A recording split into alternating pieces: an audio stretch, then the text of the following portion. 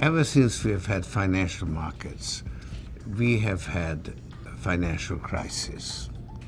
And each time a crisis arose, the authorities investigated what went wrong and introduced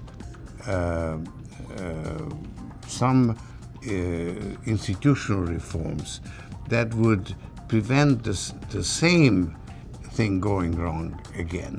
That's really how central banking developed and how the regulation of financial markets developed. So now that we have had a very severe financial crisis, we have to go through a very profound heart searching, and it's in that context that the very foundations of economic theory have come into question. And that is where I think there's an increasing recognition that that's where the fault lies. And that's why I think you need a profound investigation of alternative ways of interpreting financial markets. The dominance of the prevailing interpretation is too great, and alternatives cannot develop because in academic circles to gain recognition you need to publish articles in respected journals.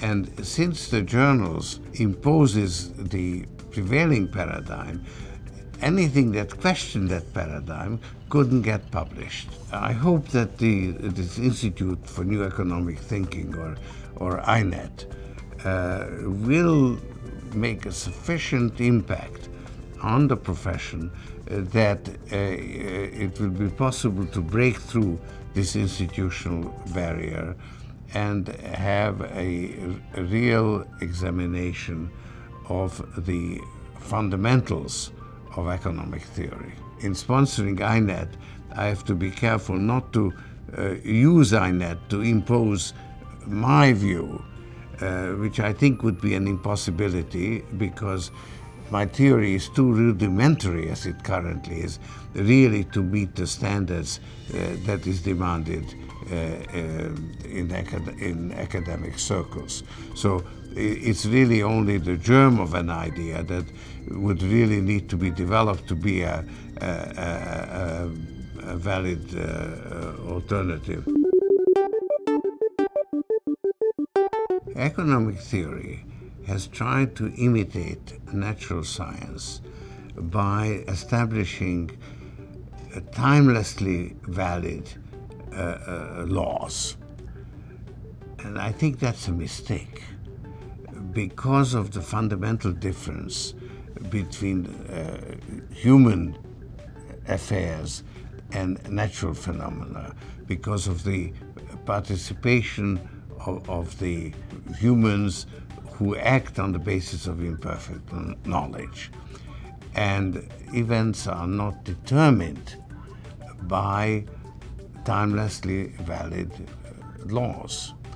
That the prevailing views have a very important role in shaping the reality that prevails at any one moment in history. So we are dealing with a historical process rather than with a timeless universe.